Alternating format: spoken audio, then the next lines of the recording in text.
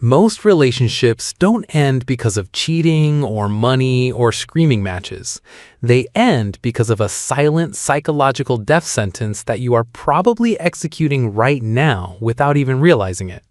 If you want to know if your relationship is going to survive the next 12 months, you don't look at the dates, the matching bios, or the romantic vacations. You put it through one brutal, non-negotiable psychological stress test.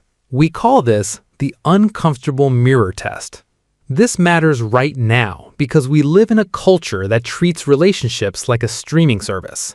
The moment the content gets boring or requires effort, we want to cancel the subscription and look for a new trailer. We think the test of a relationship is how much we love the other person. But human psychology reveals a much darker truth. The real test is simple. Do you actually like the version of yourself that walks into the room when they are around? Look at the data. In psychology, we study behavioral mimicry and emotional contagion. You are an average of the emotional environment you inhabit. If you are constantly anxious, hypervigilant, or editing your own thoughts just to keep the peace, you aren't being accommodating. You are experiencing identity erosion. Your brain is a highly adaptive machine, but it has a glitch, the sunk cost fallacy. You stay in a toxic or draining environment because you think, but I've invested 2 years into this person. So what? If you buy a ticket to a terrible movie, do you sit in the theater for 2 hours crying just because you spent $10? No, you walk out.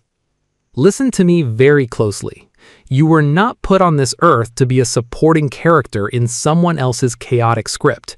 You are the architect of your own mind.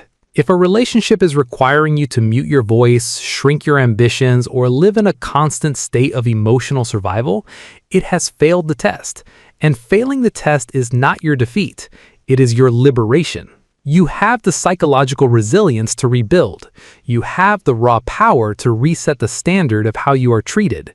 Raise the bar. Stop negotiating with people who require you to diminish your own light just so they don't feel intimidated.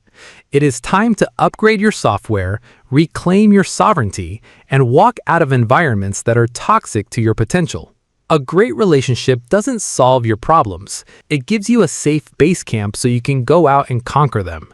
If your internal security guard just woke up and realized it's time to enforce some new boundaries, your probably already knows what to do with the like button to lock in this mindset update. Let's keep building. I'll see you in the next frame.